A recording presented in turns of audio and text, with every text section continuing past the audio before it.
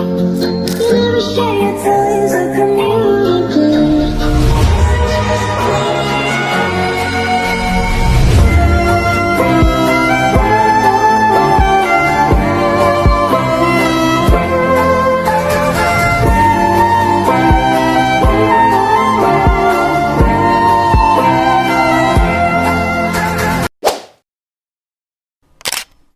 Assalamualaikum warahmatullahi wabarakatuh. Waalaikumsalam warahmatullahi wabarakatuh. Selamat pagi teman-teman. Pagi teman-teman. Kami dari kelompok diskusi yang akan membawakan topik pengaruh media sosial terhadap perilaku remaja. Di sini saya bersama Aulia, Intan, dan juga Firman. Saya sebagai moderator. Baik, mari kita mulai. Saya persilahkan Aulia untuk membahas topik pertama. Baik, menurut saya, media sosial itu memiliki dampak yang sangat besar terhadap remaja. Di era digital seperti sekarang, remaja itu sangat akrab dengan media sosial seperti Instagram, Facebook, TikTok, Twitter, dan lain sebagainya.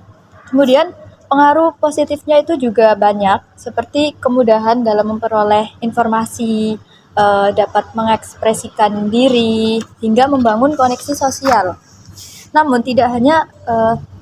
kita juga tidak bisa menutup mata bahwa media sosial juga dapat membentuk perilaku negatif jika digunakan secara tidak bijak.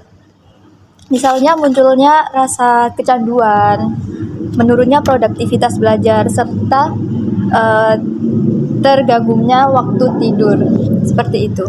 Terima kasih Aulia. Saya persilahkan Intan untuk pandangannya selanjutnya. Di sini saya ingin menambahkan dari sisi interaksi sosial. Media sosial itu cenderung mengurangi frekuensi komunikasi langsung antar remaja.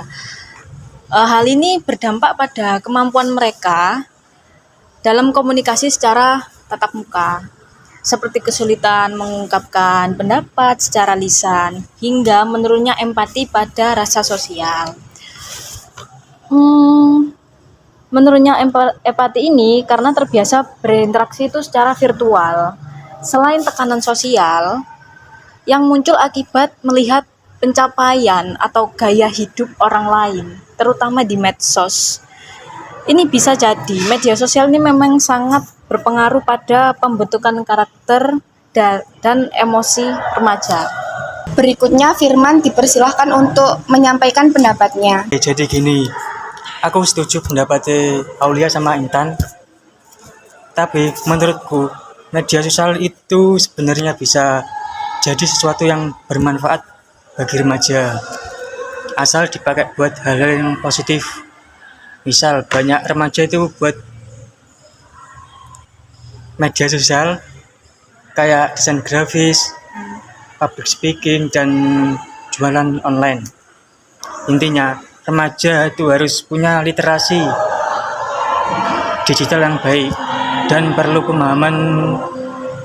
Remaja itu perlu pemahaman soal etika di media sosial, privasi, dan bisa memilih informasi yang benar. Nah, peran guru sama orang tua itu juga penting buat bimbing remaja, biar mereka itu pakai media sosial gak cuma jadi pengguna pasif, tapi juga jadi kreator yang bijak di media sosial. Jadi dari ketiga pendapat yang telah disampaikan, kita bisa menarik kesimpulan bahwa media sosial memiliki pengaruh besar terhadap perilaku remaja.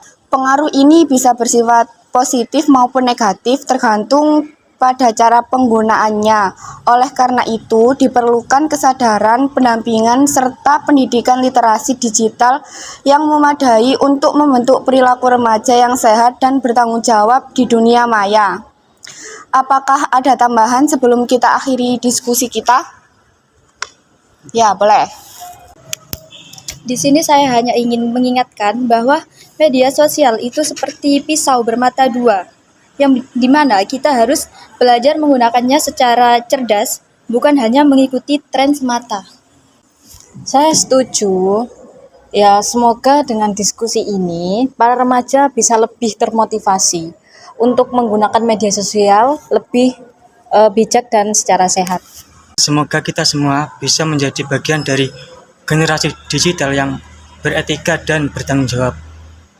Amin. Terima kasih atas partisipasinya teman-teman. Demikian diskusi kelompok kami tentang pengaruh media sosial terhadap perilaku remaja. Semoga bermanfaat dan dapat memberikan wawasan bagi kita semua. Wassalamualaikum warahmatullahi wabarakatuh. Waalaikumsalam warahmatullahi wabarakatuh.